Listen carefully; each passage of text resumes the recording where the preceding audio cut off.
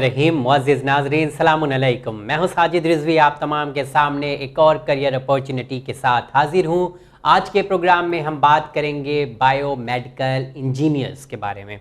नाम थोड़ा सा सुना सुना लग रहा है, लेकिन जानना भी ज़रूरी है कि बायोमेडिकल इंजीनियर तो अलग होते हैं, बायोमेडिकल अलग फील्ड है, लेकिन ये दोनों का कॉम्बिनेशन कैसे हो गया, आखिर ये फील्ड है क्या और हम अपना करियर इसमें कैसे संवार सकते हैं, ये एक बड़ा सवाल है। इस पर बात करने के लिए आइए सबसे पहले हम मुलाकात करते हैं।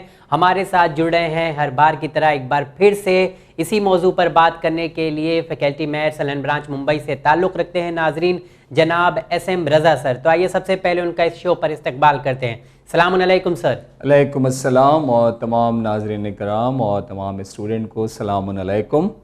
वेलकम है आपका इस शो पे। और फिर से इंजीनियरिंग की एक stream that is biomedical engineering. और जैसे पिछले प्रोग्राम में हम लोगों ने और भी दीगर टॉपिक्स आपके सामने जेनेटिक इंजीनियरिंग और बायोफिज़िक्स के बारे में भी बात रखी थी। इंशाल्लाह वो भी चीज़ हम लोग टैकल करेंगे और उस पर डिस्कशन करेंगे।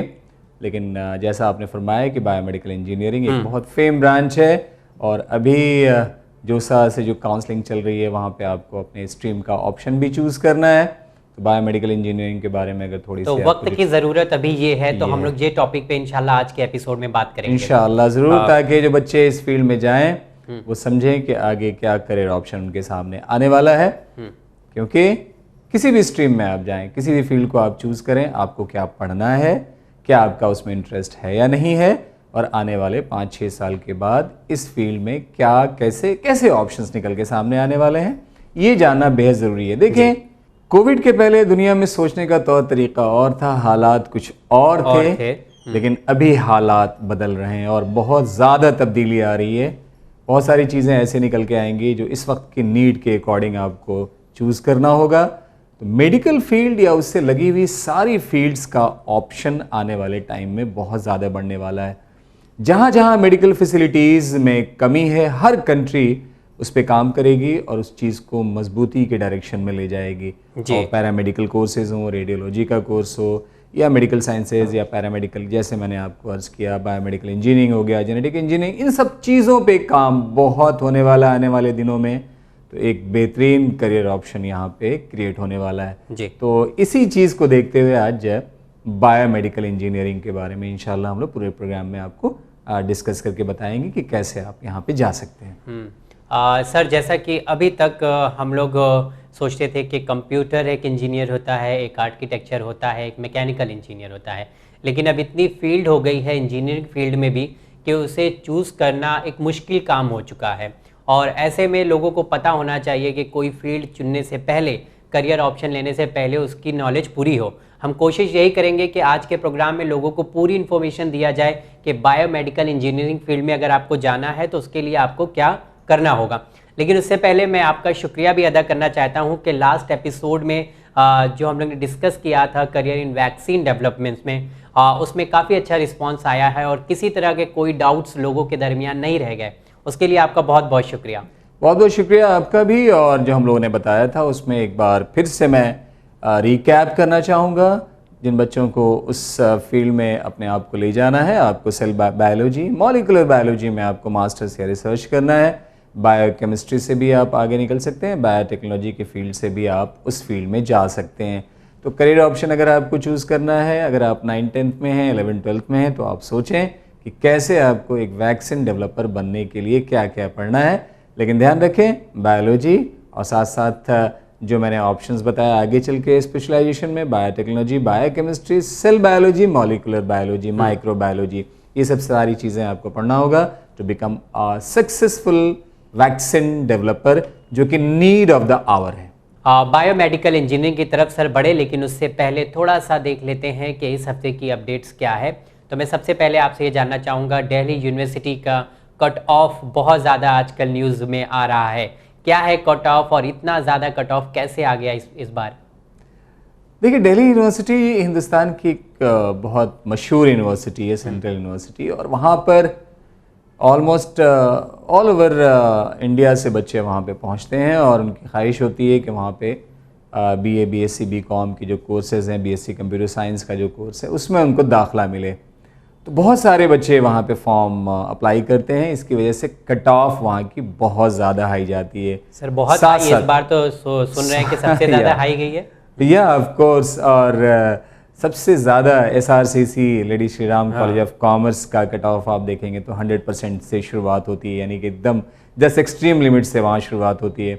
मतलब ये कट ऑफ है जी, ये कट ऑफ है, आप देख लें। और यहाँ पे मैं बच्चों को कहना चाहूँगा, आती है बात कि आप सोचें कॉमर्स में ऑप्शन है कि नहीं है। इस वक्त दिल्ली यूनिवर्सिटी में SRCC में सबसे ज़्यादा कट ऑफ जाती है, और जहाँ तक मैं समझ पाता हूँ कि चौथे या पाँचवें राउंड तक जाते जाते वो कट ऑफ 97% तक जाके क्लोज हो जाती है। तो 97% के नीचे आप मान लें कि वहाँ आपको BCom ऑनर्स में दाखिला नहीं मिलेगा, जो पिछले साल का ट्रेंड था।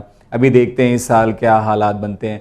तो दिल्ली यूनिवर्सिटी में जितने भी अच्छे कॉलेजेस हैं, अगर उसमें आपको economics honours, BCom honours, mathematics honours, physics honours अगर आपको लेना है या केमिस्ट्री ऑनर्स लेना है, तो आप ये मान के चलें कि जो टॉप के 10 या 15 कॉलेजेस हैं उसमें 95% से अगर एबव आपका 12th में स्कोर होगा तो आपके लिए कहीं कट ऑफ में चांस बनता है कि आपको वहाँ दाखिला मिल जाए। हाँ, ज़रूर ऐसा है कि उससे नीचे 90 या 91% तक और दीगर कॉलेजेस जो दिल्ली यूनिवर्सिटी में तकरीबन 70 के आसपास कॉलेजेस हैं, उनमें कहीं ना कहीं मिल जाए। लेकिन टॉप 15 कॉलेज में दाखिला लेने के लिए लाइक मिरांडा हाउस जाना हो, lady Shri Ram college of commerce जाना हो, हिंदू कॉलेज आपका है, स्टीफेंस है, इस तरह के कॉलेजेस में जाने के लिए आपकी परसेंटेज डेफिनेटली हाई होनी चाहिए।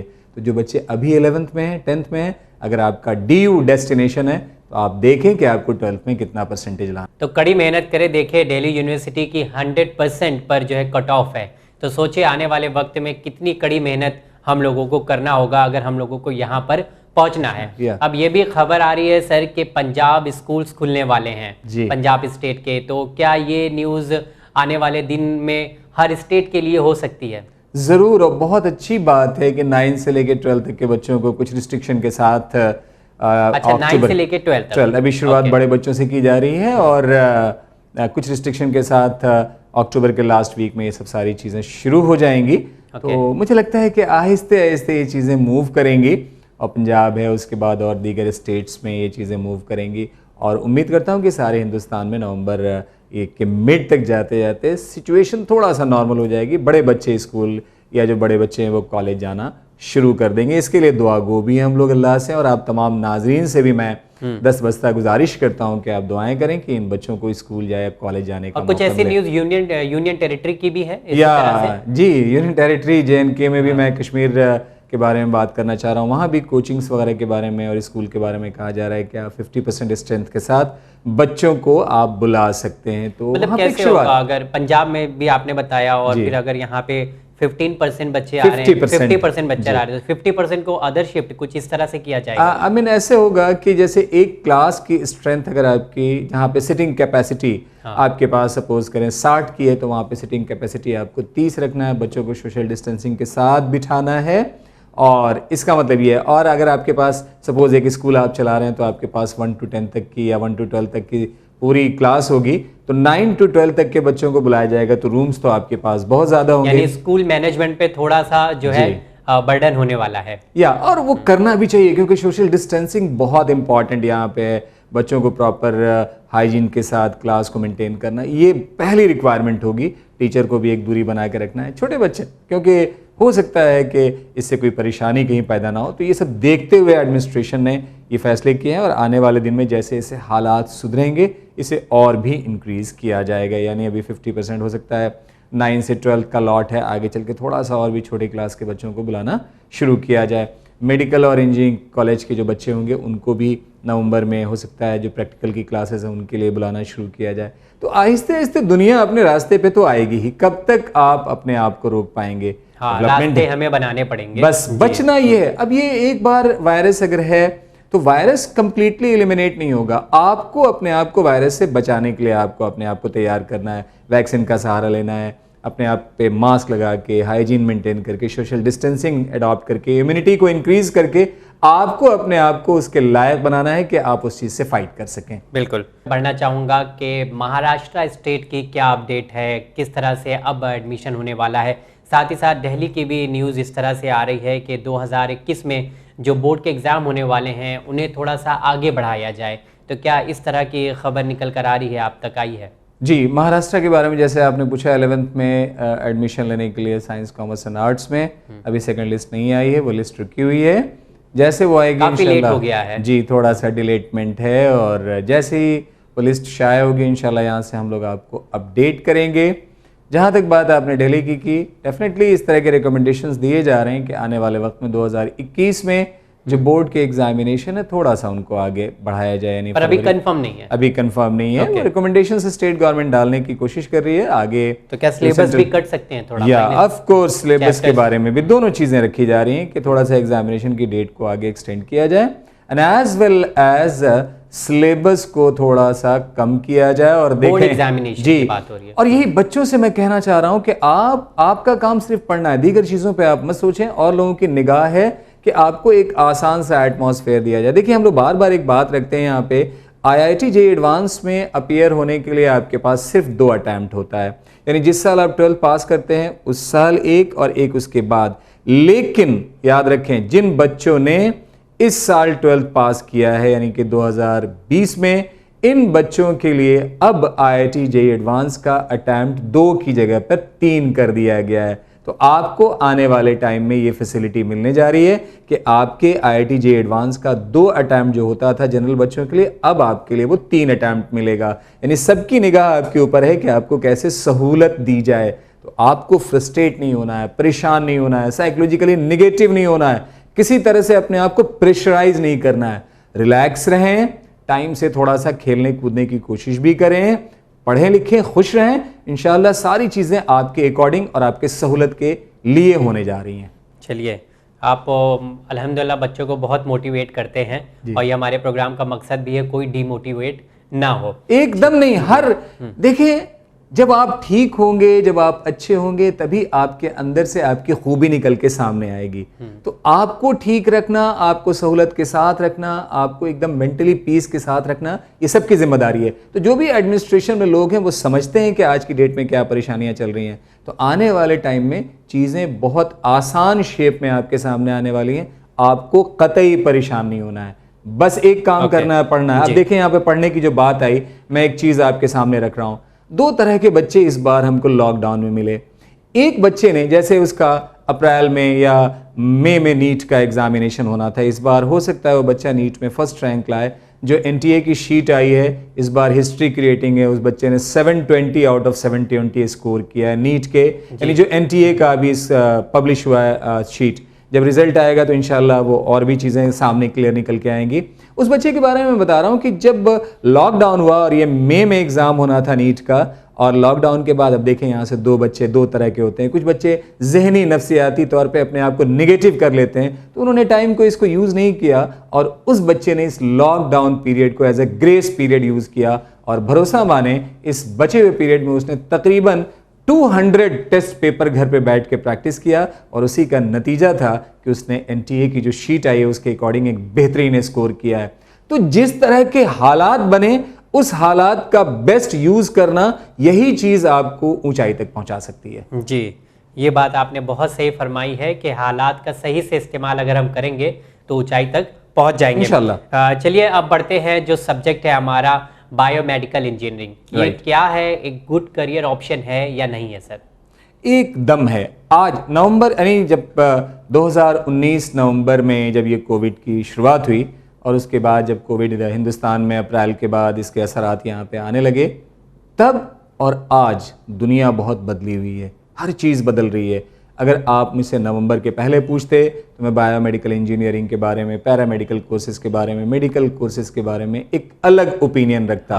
लेकिन आज अगर आप पूछ रहे हैं तो ओपिनियन बदला हुआ है। इसलिए हम लोग कहते हैं कि वक्त को देखते हुए फैसला आपको करना है कि आने वाले टाइम में किस चीज़ की नीड बढ़ने वाली है। Medical science, paramedical science, biomedical engineering, इन सब चीज़ों का डिमांड आने वाले टाइम में बहुत बढ़ने वाला है। सो आपको इसकी तरफ कदम एकदम बढ़ाना चाहिए। दिस इज एक गुड करियर ऑप्शन है 100%। तो ये सर, ये एक चीज समझने वाली है कि बायोमेडिकल प्लस इंजीनियरिंग, ये दोनों को आप बताएं कैसे कॉम्बिनेशन कैसे हो रहा है? फाइन, पहले मेडिकल साइंसेज आप देखें, अब आज की जो मेडिकल साइंसेज है मैक्सिमम वो टेक्नोलॉजी बेस्ड होने जा रही है। आप किसी बड़े हॉस्पिटल में आप चले जाएं, बड़ी बड़ी मशीनें आप देखें, अब स्टार्ट करता हूँ। पहले एक्सरे की आप मशीन देख लें और आज की एक्सरे की मशीन देखें।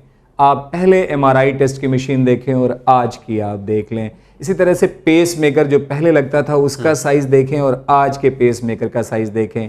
पहले जो आर्टिफिशियल लिम्ब्स लगते थे वो कैसे लगते थे और आजकल के आर्टिफिशियल लिम्ब्स कैसे होते हैं, उसका फ़र्क देखें। ये जो सारे फ़र्क आपको आज दिखाई दे रहे हैं, ये सारी चीज़ें पॉसिबल हो पाई हैं due to advancement of biomedical engineering. यानी इंजीनियरिंग का, टेक्नोलॉजी का आपकी लाइफ में कैसे इंटरवेंशन किया जाए मेडिकल फील्ड में, this is basically biomedical engineering. मैं देख रहा था जब ओलंपिक हुआ और इससे पहले वाला ओलंपिक, उसमें रेस में मैंने एक देखा स्प्रिंटर को, उसके बारे में जब मैंने पढ़ा तो उसका ये पता चला कि उसकी एक टांग पूरी कंप्लीट कटी हुई है और वहाँ पे आर्टिफिशियल ऐसे लिम्ब्स उसके लगाए गए हैं, आर्टिफिशियल पैर ऐसा लगाया गया है और इस तरह से उसको डिज़ाइन टेक्नोलॉजिकली किया गया कि उस आदमी ने 400 मीटर की दौड़ में 7th पोजीशन, आप देख लें 7th पोजीशन ओलंपिक में हासिल किया। तो इतना ज़्यादा मॉडिफाइड चीज़ें आजकल आ रही हैं और ये मॉडिफिकेशन कैसे हो रहा है? Due to intervention of technology. और मेडिकल फील्ड में आपकी बॉडी में, आपके लिम्स, आपके पार्ट्स में जो टेक्नोलॉजी का इंटरवेंशन इक्विपमेंट के थ्रू हो रहा है, that is done by the biomedical engineers. तो बायोमेडिकल इंजीनियरिंग लाइफ से एसोसिएटेड है और हर आदमी चाहता है कि उसकी लाइफ एक आसान तरीके से, एक अच्छी तरह से गुजरे, एक सोफिस्टिकेटेड तरीके से गुजरे। तो आने वाले टाइम में इन सब सारी चीज़ों की बहुत ज़्यादा नीड अराइज होने वाली है और इस फील्ड में भी बहुत ज़्यादा ऑप्शंस क्रिएट होने वाले हैं। चलिए, अगर अभी हमें मतलब किसी बच्चे को अगर चुनना है, बायोमेडिकल फील्ड में जाना है उसे, इंजीनियरिंग फील्ड में, तो उसके लिए क्या सिलेबस होगा या मतलब किस तरह से वो इस लाइन में बढ़ सकता है? क्या एग्ज़ाम उसे फेस करने होंगे या 12th के बाद अगर उसे चुनना है तो क्या सब्जेक्ट उसे रखना होगा? फाइन, आपको पहले तो साइंस, 10th के बाद आपको साइंस ऑप्ट करना है। हाँ। और फिजिक्स, केमिस्ट्री, मैथ और कुछ जगहों पे फिजिक्स, केमिस्ट्री, बायो के बच्चों के लिए भी ऑप्शंस हैं। लेकिन अगर आपको NITs और IITs से बायोमेडिकल इंजीनियरिंग करना है तो आपके पास PCM का कम्बिनेशन होना चाहिए और PCM के कम्बिनेशन से आप JEE मेंस का एग्जाम क्वालिफाई करके NITs में बायोमेडिकल इंजीनियरिंग ले सकते हैं और IIT JEE एडवांस का एग्जामिनेशन क्वालिफाई करके आप IIT से बायोमेडिकल इंजीनियरिंग में 4 साल का आप कोर्स कर सकते हैं।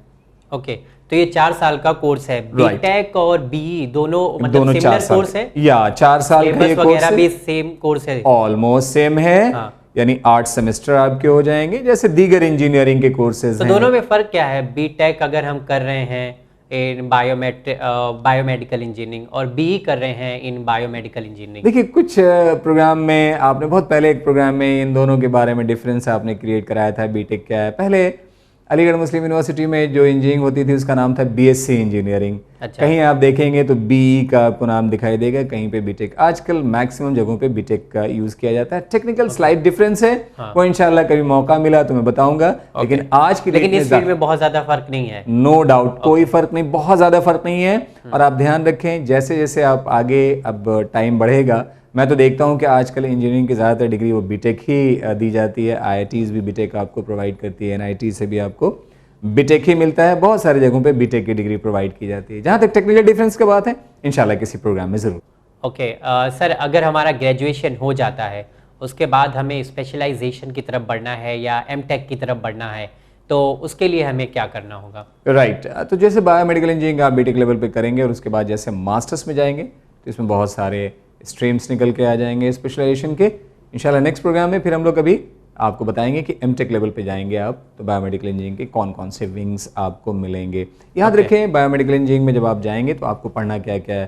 पूरा थर्मोडायनेमिक्स आपको पढ़ना है, मैकेनिक्स आपको पढ़ना है, पूरी इलेक्ट्रॉनिक्स आपको पढ़ना है, पूरा मॉडर्न फिजिक्स आपको पढ़ना है और बायो में पूरी जेनेटिक्स आपको पढ़नी पड़ेगी। वो सब ऐसा नहीं है कि अगर आपने 12th में बायो नहीं रखी है तो आपको समझ में नहीं आएगी, सारी चीज़ें आपको समझ में आएंगी।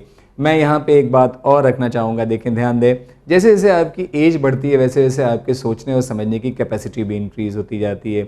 आप याद करें, जब आप स्कूल में छोटी क्लास में रहे होंगे तो आपकी पूरी 100% डिपेंडेंसी स्कूल के टीचर पे होगी, लेकिन जब आप 11-12 में पहुंचेंगे तो आपकी डिपेंडेंसी स्कूल के टीचर पे थोड़ी सी और कम होगी। कॉलेज में पहुंचेंगे तो आपका इंटरवेंशन ज़्यादा होगा जी, आपका इंटरवेंशन ज़्यादा होगा आपके कोर्स में और वहाँ के टीचर्स का कम होगा। जब हम मास्टर लेवल पे पहुंचेंगे, रिसर्च पे पहुंचेंगे तो मैक्सिमम चीज़ें आपको खुद से करना है। तो बड़े आराम से उस स्टेज पे पहुंच के जितनी बायो आपको पढ़ाई जाएगी वो भी आप पढ़ लेंगे, और यहाँ पर आगे चल के इकोनॉमिक्स भी आपको पढ़ाया जाएगा ताकि चीज़ों को कैसे इकोनॉमिकली आप डिज़ाइन कर पाएँ वो भी आपको आइडिया हो। देखें, एक बात और मैं पेरेंट्स से कह रहा हूँ, आने वाले वक्त में जो नई न्यू एजुकेशन पॉलिसी आ रही है उसमें ख़ास तौर से इंटरडिसिप्लिनरी कोर्स के बारे में ज़्यादा ध्यान दिया जा रहा है। मैथ्स के साथ आप इकोनॉमिक्स को अटैच करके कैसे पढ़ सकते हैं, बायो के साथ मैथ्स को कैसे आप कंबाइन कर सकते हैं, आपकी पर्सनालिटी मल्टी डायमेंशनल थॉट की कैसे बने, इसको देखते हुए आने वाले टाइम में और भी कोर्सेज डिज़ाइन किए जाएंगे। तो आप तैयार रहें मैथ्स के साथ बायो पढ़ने के लिए। सर, जैसा कि अभी आपने बताया कि JEE मेंस और एडवांस का एंट्रेंस एग्ज़ाम देकर हम NITs और IITs में एडमिशन ले सकते हैं, लेकिन इसके अलावा अगर इंडिया के टॉप कॉलेजेस से हमें बायोमेडिकल इंजीनियरिंग करना है तो उन कॉलेजेस के आप नाम हमें बता सकते हैं? ज़रूर। मैक्सिमम जो कॉलेजेस हैं वो तो मेंस एंड एडवांस के थ्रू हैं। इसके अलावा SRM यूनिवर्सिटी वो भी कराती है, मणिपाल यूनिवर्सिटी भी कराती है, VIT वेलोर में भी ये कोर्स अवेलेबल है। क्योंकि अभी बहुत इंडिया में ये कोर्स डेवलप नहीं हो पाया, अपने एडवांस स्टेज में नहीं आ पाया है, इसलिए लिमिटेड जगहों पे मौजूद है, हर जगह तो हाँ, हर जगह मौजूद नहीं है। तो मैं यहाँ से बच्चों से एक बात कहना चाहूँगा कि अगर कोर्सेज सारी जगहों पे अवेलेबल नहीं है, लिमिटेड जगहों पे अवेलेबल हैं, तो आपकी पहली कोशिश क्या होनी चाहिए कि आप ऐसे प्लेटफॉर्म पे पहुँचें जहाँ पे आपका एक्सपोजर प्रॉपर हो, और उसके लिए सबसे बेस्ट डेस्टिनेशन हो सकता है IITs या NITs हो सकते हैं। SRM एंड मणिपाल भी अपने आप में एक बेस्ट ऑप्शन बायोमेडिकल इंजीनियरिंग के फील्ड के लिए हो सकता है।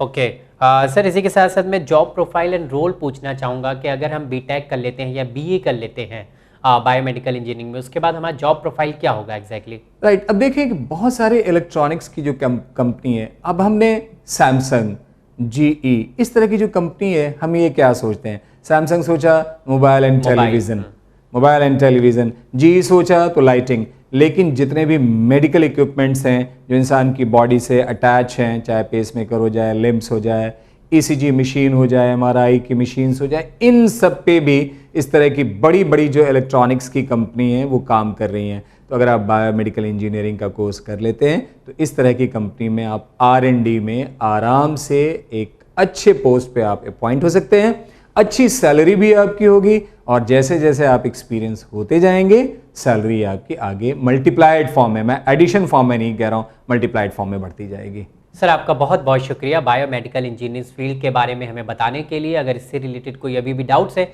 तो आप पूछ सकते हैं, उसका जवाब हम इंशाल्लाह नेक्स्ट एपिसोड में देंगे। अब हम बढ़ते हैं नाजरीन आप तमाम के भेजे हुए सवालों की तरफ और देखते हैं कि सर आज आपको क्या एडवाइस करने वाले हैं, क्या सजेशंस है आपके सवाल के जवाब में। तो सर मैं पहला सवाल पढ़ता हूँ। पहला सवाल अस्सलामुअलैकुम, वालेकुम अस्सलाम, सैफ रिजवी का है सर मुंबई से। ये कह रहे हैं कि सर हमें डाटा साइंस के बारे में इंफॉर्मेशन चाहिए थी। I am currently in second year of BSc in information technology. I wanted to know about if there is a master degree course in data science and what is the future of this field. सबसे पहले मैं नीचे से जवाब देने की कोशिश कर रहा हूँ। तीसरा जो आपने सवाल किया है इसमें फ्यूचर क्या है, तो फ्यूचर के बारे में तो सोचना ही नहीं है। डाटा साइंसेस, आर्टिफिशियल इंटेलिजेंस बेहतरीन, स्कोप बहुत बढ़ने वाला है। टेक्नोलॉजी, जैसे हम लोग बार बार कहते हैं कि टेक्नोलॉजी का इंटरवेंशन लाइफ में डे टू डे बढ़ता ही जाएगा। जल्दी से जल्दी आपको काम करना है तो जाहिर सी बात है टेक्नोलॉजी तो इंटरवेन करेगी ही। ऑप्शन के बारे में कहीं कोई परेशानी नहीं है। बात आती है मास्टर्स करने की, मास्टर्स करना भी चाहिए आपको। स्पेशलाइजेशन के बिना जॉब अच्छी नहीं मिल पाएगी, अच्छी कंपनी में आप अपने आप को प्लेस नहीं कर पाएंगे। यहाँ से एक बात और मैं जोड़ रहा हूँ, बहुत ज़्यादा बच्चे जल्दी से 10th के बाद फ़ौरन सोचते हैं डिप्लोमा करके और आगे बढ़ जाएं। देखें, BTech करेंगे आपके पास करियर में ऑप्शन ज़्यादा आएंगे, डिप्लोमा करेंगे लिमिटेड। मास्टर्स अगर आप डाटा साइंसेज में आप करेंगे तो ओबियसली ऑप्शन ज़्यादा निकलेगा। BSc IT के बाद BSc IT थर्ड ईयर जब तक आप कंप्लीट करें, अच्छा स्कोर मेंटेन करने की कोशिश कीजिएगा। डाटा साइंसेज में जब आपको स्पेशलाइजेशन करना है तो बेस्ट इंस्टीट्यूशन आप ऑप्ट करें। बहुत सारे यूनिवर्सिटीज़ में, जैसे मुंबई यूनिवर्सिटी में आप देख लें, वहाँ भी ये कोर्स अवेलेबल है। प्राइवेट इंस्टीट्यूशन में मुंबई की बात मैं कर रहा हूँ, नारसी मुंजी जी का जो कैंपस है, एक बार आप वहाँ भी विजिट करके देख लें। इसके अलावा सुमैया ग्रुप ऑफ इंस्टीट्यूशंस में भी इस तरह का कोर्स अवेलेबल है। मैं आपके लिए कहूँगा, जब भी मास्टर करना हो, अच्छी किसी गवर्नमेंट इंस्टीट्यूशन को आप प्रेफरेंस दें। उसके लिए दो ही क्राइटेरिया होगा, या तो मार्क्स या एंट्रेंस। एंट्रेंस के लिए आप अपने आप को तैयार करें, और अगर मार्क्स पे जाना है तो साजिद साहब ने आज ही बताया दिल्ली यूनिवर्सिटी का आपको। देखें अच्छे कॉलेज में 100% से कट ऑफ की शुरुआत हो रही है, तो जहाँ मार्क्स होगा वहाँ पे मार्क्स भी आपके अच्छे होने चाहिए। सो BSc IIT बहुत थॉरली आपको करना है, और आपकी परसेंटेज इंप्रूव होके आनी चाहिए, इसका आपको ध्यान रखना है। सर ये तो अच्छी बात है कि सैफ जो है BSc IIT करने के बाद रुक नहीं रहे हैं, कोई जॉब की तलाश नहीं कर रहे हैं, बल्कि ये डाटा साइंस में आगे बढ़ना चाहते हैं। और आने वाले दिन में आपने बताया कि इसका स्कोप बहुत अच्छा है, और आज के भी ज़माने में बहुत अच्छा स्कोप है, तो इन्हें बढ़ना चाहिए। अगर मुंबई से बाहर भी जाना पड़े तो जाना चाहिए सर कि नहीं? एकदम, ये सवाल मैं अपनी तरफ से कर रहा हूँ, बिकॉज ऐसा होता है कि आजकल जो हमने देखा है, अगर हमारे स्टेट में हमें नहीं मिलता है तो जो पढ़ने वाले होते हैं वो बाहर की तरफ भी मूव करते हैं, पर कुछ लोग होते हैं बोलते हैं नहीं एडमिशन नहीं मिला था तो मैं अब आगे कैसे बढ़ूँ। सैफ देखें, अगर आप बाहर निकलेंगे तो एक सवाब का काम भी करेंगे, क्योंकि हुजूर करीम ने ये फरमाया था कि अगर इल्म हासिल करना हो तो चीन का सफ़र करें। तो अगर क्वालिटी एजुकेशन लेने के लिए आपको दिल्ली, बेंगलोर या हैदराबाद जाना हो, डाटा साइंसेज के लिए हैदराबाद बहुत अच्छा ऑप्शन है। मैं ये हाँ, सॉफ्टवेयर की फील्ड में दूर भी नहीं है मुंबई हैदराबाद और बेंगलोर दोनों बहुत अच्छे, वहाँ पे बहुत सारे इंस्टीट्यूशन है जहाँ पे इस तरह के कोर्सेज आपको मिलेंगे, क्योंकि पहले से वो एक ऐसी सिटी है जो इलेक्ट्रॉनिक सिटी है, एक हब है इंफॉर्मेशन टेक्नोलॉजी का। हैदराबाद और बेंगलोर आप दो शहर तो माने जाते हैं इंडिया में, और साथ साथ अभी दिल्ली के पास गुड़गांव है। गुड़गांव में कंपनीज हैं, पर अगर R&D के बारे में आप पूछेंगे तो हैदराबाद एंड बेंगलोर बहुत टॉप पे है। तो हैदराबाद एंड बेंगलोर के बारे में भी आप एक बार सर्च कर लेंगे, अदरवाइज हम लोग यहाँ से आपको हेल्प करेंगे कि कैसे आप आगे बढ़ें। डाटा साइंसेस के लिए जो बच्चे इंजीनियरिंग बैकग्राउंड के हैं उनके लिए मैं कह रहा हूँ कि अगर आप BSc के अलावा जो इंजीनियरिंग बैकग्राउंड के बच्चे हैं, अगर बीटेक आपके पास IT में है या कंप्यूटर साइंसेज में है, तो डाटा साइंसेज में मास्टर्स करने के लिए आप किसी भी IIIT का सहारा या IIT हैदराबाद का भी आप सहारा ले सकते हैं। बेस्ट इंस्टीट्यूशन ये दोनों हैं। ओके, तो अभी सैफ के पास 1 साल है सर, वो आराम से आगे बढ़ सकते हैं, क्यों नहीं, एकदम। और बहुत अच्छा आपने सोचा है मास्टर्स करने के लिए, स्पेशलाइजेशन करने के बाद तब आप जॉब में आएंगे तो आपको जॉब भी अच्छी मिलेगी, प्रोफाइल भी आपकी अच्छी होगी और सैलरी भी आपकी अच्छी होगी जी। ओके, बढ़ता हूँ अगले सवाल की तरफ। अगला सवाल मोहम्मद अब्बास का है, वाराणसी से। सलामुन अलैकुम। वालेकुम अस्सलाम। सर जेनेटिक इंजीनियरिंग में स्कोप क्या है, और है तो कहाँ से कर सकते हैं? देखिए, जेनेटिक इंजीनियरिंग जब भी स्कोप के बारे में आपने कहा तो ऑब्वियसली स्कोप अभी इंडिया में क्या है कि बहुत सारी फील्ड अभी पूरी फुल फ्लेज ढंग से सामने नहीं आई है। बायोटेक्नोलॉजी भी अभी ग्रोथ उसका चल रहा है, लेकिन आने वाले 5-10 साल में बहुत ज़्यादा biomedical engineering, genetic engineering, biotechnology, इनका बहुत ज़्यादा ग्रोथ, क्योंकि इनमें ग्रोथ का यहाँ पे एक अभी ऑप्शन है।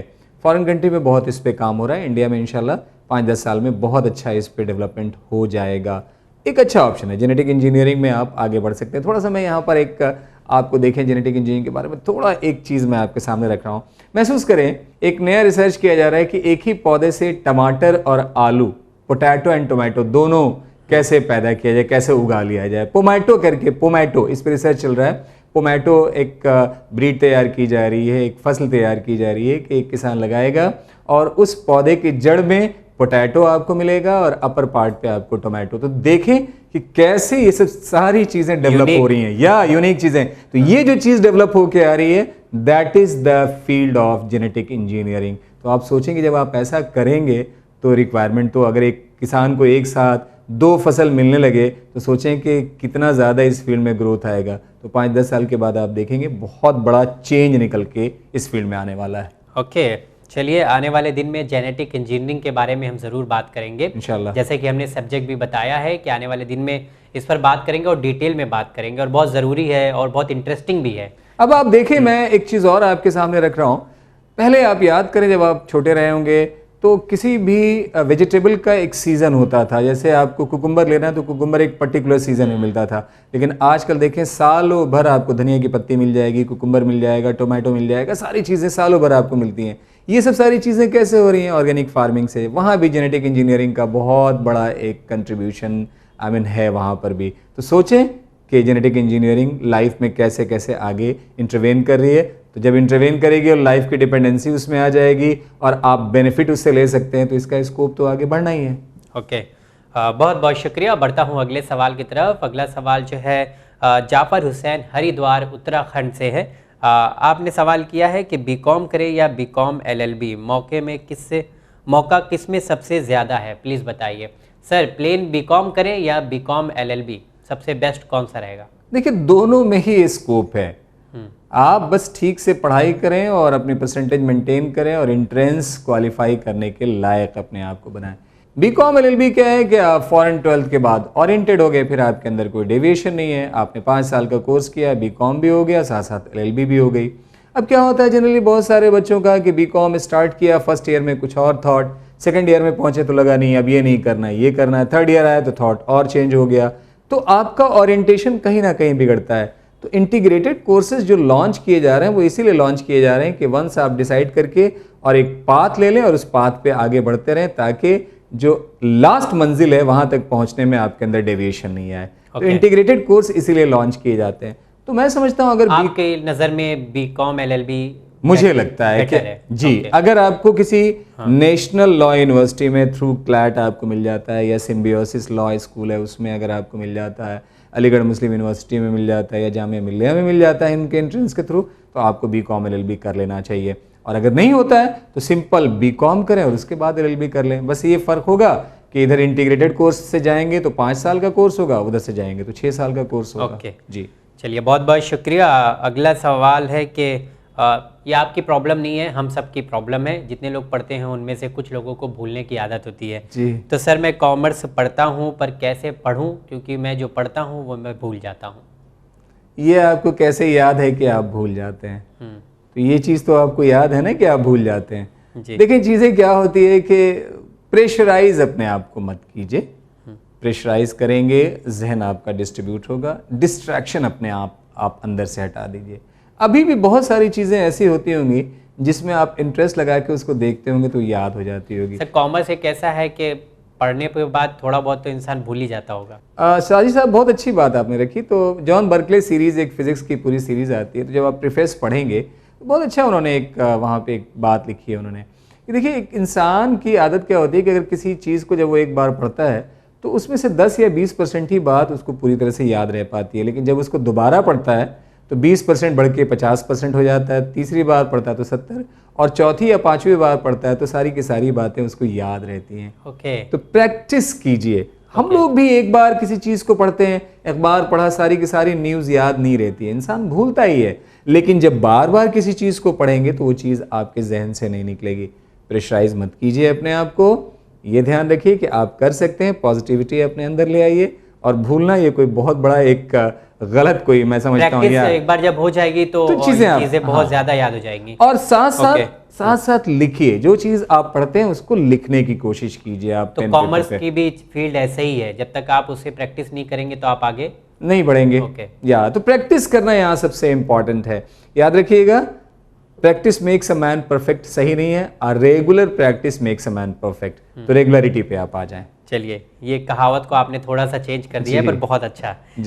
बढ़ता हूँ अगले सवाल की तरफ। निहाल जहरा का सवाल है, इन्होंने सर लिखा है, अस्सलाम वालेकुम। वालेकुम अस्सलाम। Sir, kindly make an episode on career in chemistry, what are the job option for a chemistry researcher. इंशाल्लाह आने वाले दिन में। अच्छा सजेशन है, आपकी क्या राय है सर? जी जी, बहुत बहुत बहुत शुक्रिया इस प्रोग्राम में इतना अच्छा सजेशन देने के लिए। और निहाल जहरा, इंशाल्लाह हम लोग जल्दी ही केमिस्ट्री पे प्रोग्राम करेंगे। और केमिस्ट्री तो बहुत ओपन फील्ड है, पहले हम लोग फिजिकल और ऑर्गेनिक केमिस्ट्री तक ही थे, एनालिटिकल केमिस्ट्री, बायो केमिस्ट्री आपकी आ गई, इंडस्ट्रियल केमिस्ट्री आपकी है। तो केमिस्ट्री में तो बहुत सारे स्कोप्स निकल के आने वाले हैं, और वैक्सीन डेवलपर का जो हम लोगों ने बताया था, तो बायो केमिस्ट्री से भी उस जानिब जाया जा सकता है। तो केमिस्ट्री तो अपने आप में बहुत ओपन फील्ड है। बहुत सारी दवाएँ देखें आप, कितनी दवाओं में, और दवा मैन्युफैक्चर में अगर आप देखें तो इंडिया तकरीबन वर्ल्ड को लीड करने वाली एक पोजीशन में, फर्स्ट या सेकंड रैंक पे इंडिया जो है मेडिसिन प्रोड्यूसर में है। तो केमिस्ट्री की फील्ड में यहाँ पे ऑप्शंस बहुत ज़्यादा हैं। तो इंशाल्लाह किसी प्रोग्राम में हम लोग केमिस्ट्री पर भी, या जल्दी ही केमिस्ट्री पे हम लोग प्रोग्राम करेंगे। और बहुत बहुत शुक्रिया आपके इस सजेशन के लिए। चलिए, एक और सजेशन आया है, और मोहम्मद यासीन ने जो पिछले एपिसोड में सवाल किया था, उन्हें जवाब आपका बहुत पसंद आया, उसके लिए भी शुक्रिया।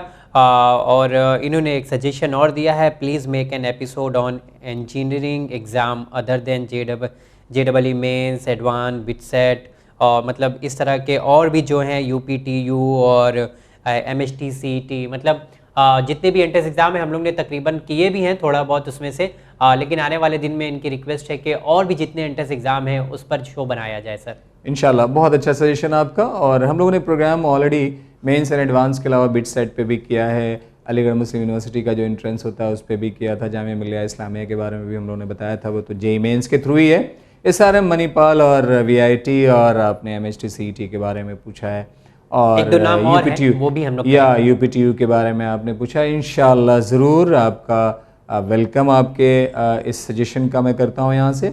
और वेस्ट बंगाल JEE के बारे में भी इंशाल्लाह हम लोग यहाँ से डिटेल करेंगे, ताकि जो पर्टिकुलर स्टेट का एंट्रेंस है उस स्टेट के बच्चों को और भी उस तरह के एग्ज़ाम्स के पैटर्न के बारे में पता चले, कॉलेज के बारे में पता चले, फ़ीस के बारे में पता चले, और कौन कौन सी स्ट्रीम वहाँ मौजूद है वो भी पता चले। तो अगेन बहुत बहुत शुक्रिया आपका इस सजेशन के लिए सर, बहुत बहुत शुक्रिया। आज नाजरीन आपने देखा कि बायोमेडिकल इंजीनियरिंग के बारे में सर ने काफ़ी इन्फॉर्मेशन हमें दिया। बहुत सिंपल है, लेकिन करना थोड़ा सा मुश्किल हो सकता है, लेकिन कोई भी काम मुश्किल नहीं है, क्योंकि दूर से देखने में हर चीज़ जो है छोटी दिखाई जाती है, जितनी करीब आप उसके जाएंगे तो आपको जो है वो बड़ी दिखाई देगी और आसान भी दिखाई देगी। सर इंशाल्लाह अगले एपिसोड में हम सोच रहे हैं कि जैसा कि हमने व्यूवर से वादा किया था कि हम लोग जेनेटिक इंजीनियरिंग के बारे में बात करेंगे, तो अगले एपिसोड में हम लोग उसी पर बात करें इंशाल्लाह जेनेटिक इंजीनियरिंग के बारे में बात करूँगा।